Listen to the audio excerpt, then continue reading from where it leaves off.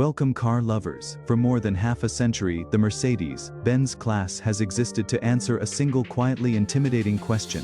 What does the future look like when it finally grows up? And now, with the 2026 facelift, we must ask a more unsettling version of that question. Has the S-Class reached a point where the future no longer needs the driver at all? Because buried beneath the chrome, the screens, and the carefully rehearsed press statements is a promise Mercedes has never made so openly before. Not merely assistance, not convenience, but something closer to surrender. A car that does not just help you drive, but increasingly prefers that you do not. To understand why this matters, you must remember what the S-Class once represented. This was never just a luxury sedan.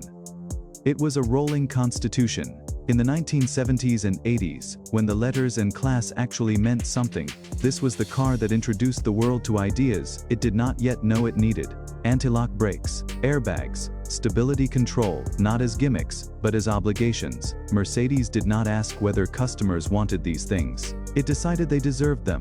The old S-Class was built around a simple belief: progress should feel reassuring, not theatrical. The doors closed with a sound that implied longevity. The steering wheel told you what the front tires were doing, not what a computer thought you wanted to hear. Technology existed, but it knew its place. It supported the driver, it did not replace him.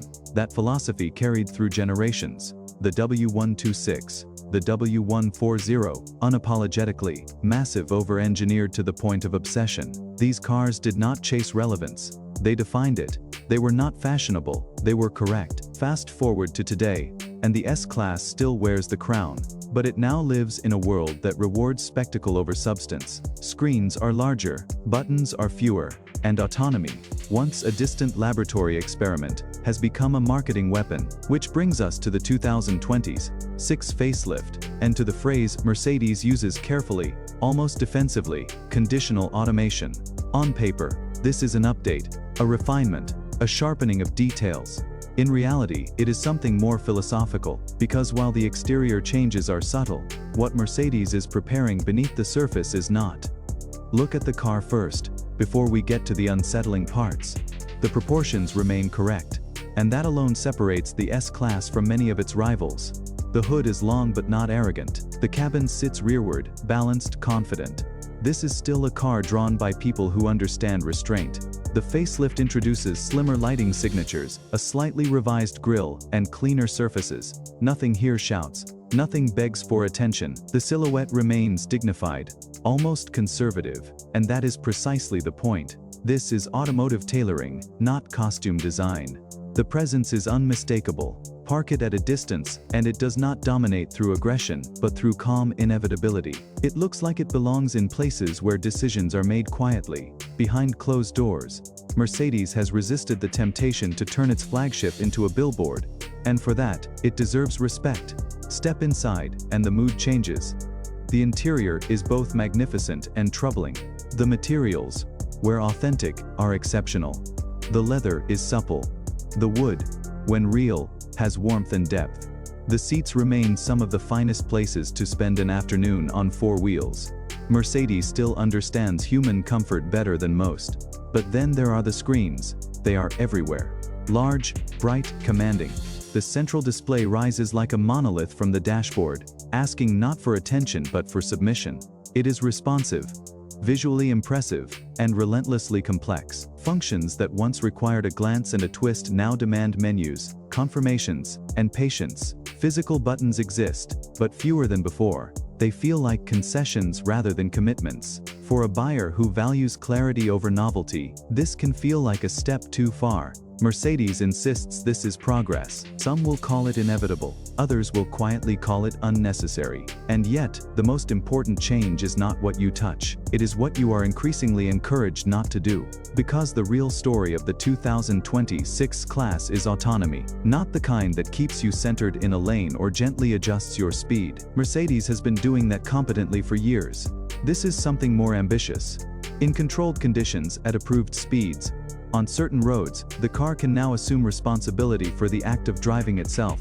Not metaphorically, legally. This is the uncomfortable truth at the heart of the facelift. Mercedes is not merely assisting you anymore.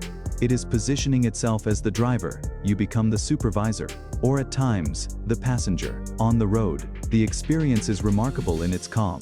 Engage the system where permitted, and the car settles into its role with unnerving confidence. Steering inputs are smooth.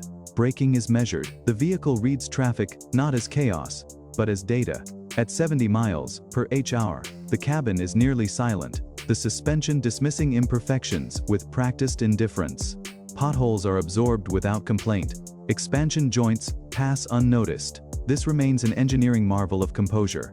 But here is where honesty matters. When the car drives itself, something essential changes. The relationship between man and machine shifts. You are no longer actively involved. You are waiting, watching, trusting.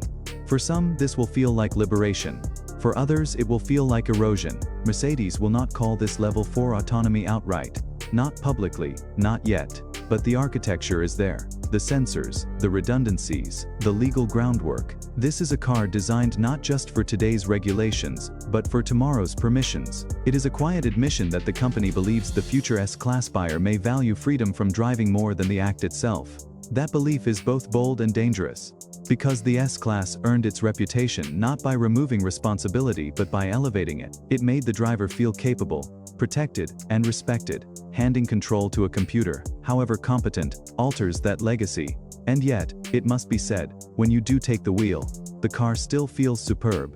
The steering is light but precise. The chassis feels unflustered. Confidence replaces excitement. And that is exactly what an S-Class should deliver. This is not a car for haste. It is a car for assurance. So we arrive at the verdict, and it is not a simple one. The 2026 Mercedes-Benz S-Class remains the benchmark for luxury comfort. Its ride quality, its silence, its sense of occasion are formidable. As an object, it is still deeply impressive. As a machine, it is astonishingly capable. But as an idea, it is changing. This is no longer just a car you drive. It is a car that increasingly drives you. Whether that makes it a future classic or a beautifully engineered transition piece depends entirely on what you believe the role of the driver should be. If you value heritage, clarity, and the quiet satisfaction of command, this class may feel like the beginning of a farewell. If you value serenity, convenience, and the promise of effortlessness, it may feel like the most honest luxury car Mercedes has ever built. But if you want the future to arrive early, politely, and without asking permission, pass it if you believe the greatest luxury a car can offer is still the simple, profound act of being in control.